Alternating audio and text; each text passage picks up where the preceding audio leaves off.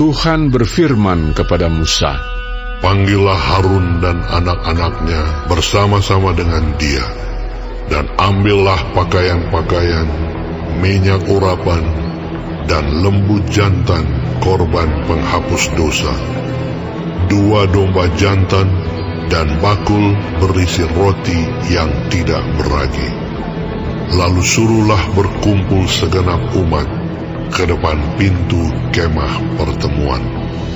Musa melakukan seperti yang diperintahkan Tuhan kepadanya, lalu berkumpullah umat itu di depan kemah pertemuan. Berkatalah Musa kepada umat itu, "Inilah firman yang diperintahkan Tuhan untuk dilakukan." Lalu Musa menyuruh Harun dan anak-anaknya mendekat, dan dibasuhnyalah mereka dengan air. Sesudah itu dikenakannyalah kemeja kepadanya, diikatkannya ikat pinggang, dikenakannya gamis, dikenakannya baju efod, diikatkannya sabuk baju efod, dan dikebatkannya sabuk itu kepadanya. Dikenakannyalah tutup dada kepadanya, dan dibubuhnya di dalam tutup dada itu Urim dan Tumim.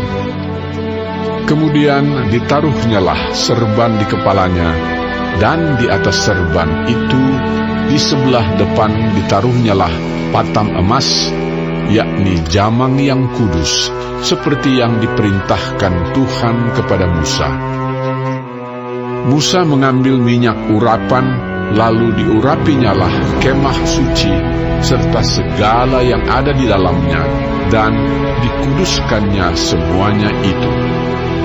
Dipercikkannyalah sedikit dari minyak itu ke mezbah 7 kali, dan diurapinya mezbah itu serta segala perkakasnya, dan juga bejana pembasuhan serta alasnya untuk menguduskannya. Kemudian dituangkannya sedikit dari minyak urapan itu ke atas kepala Harun, dan diurapinyalah dia untuk menguduskannya. Musa menyuruh anak-anak Harun mendekat, lalu dikenakannyalah kemeja kepada mereka, diikatkannya ikat pinggang, dan dililitkannya destar, seperti yang diperintahkan Tuhan kepada Musa. Disuruhnyalah membawa lembu jantan korban penghapus dosa, lalu Harun dan anak-anaknya meletakkan tangannya ke atas kepala lembu jantan korban penghapus dosa itu.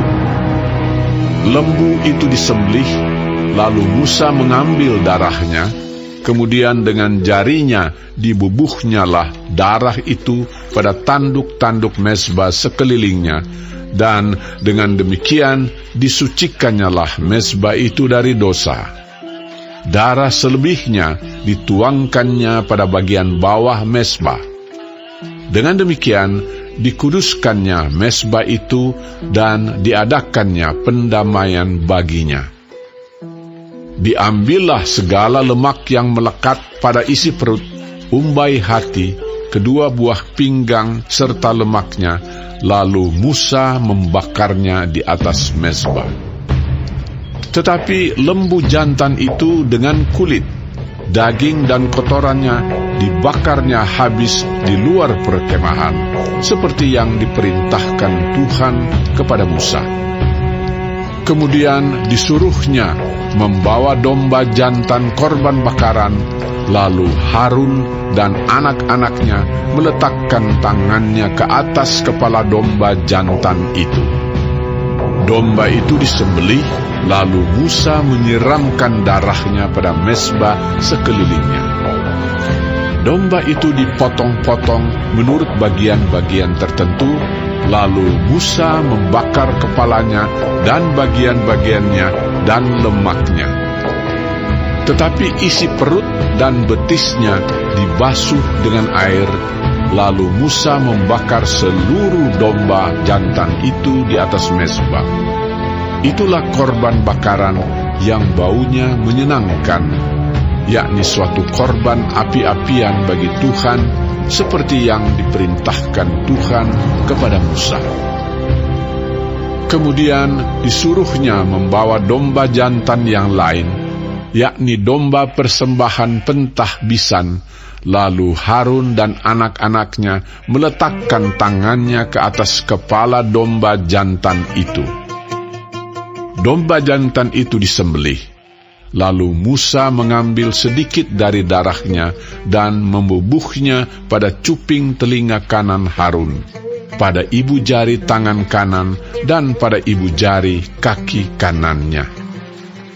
Musa menyuruh anak-anak Harun mendekat, lalu membubuh sedikit dari darah itu pada cuping telinga kanan mereka, pada ibu jari tangan kanan, dan pada ibu jari kaki kanan mereka. Lalu Musa menyiramkan darah selebihnya pada mezbah sekelilingnya. Diambilnyalah lemaknya, ekornya yang berlemak, segala lemaknya yang melekat pada isi perut, umbai hatinya, kedua buah pinggang serta lemaknya dan paha kanannya.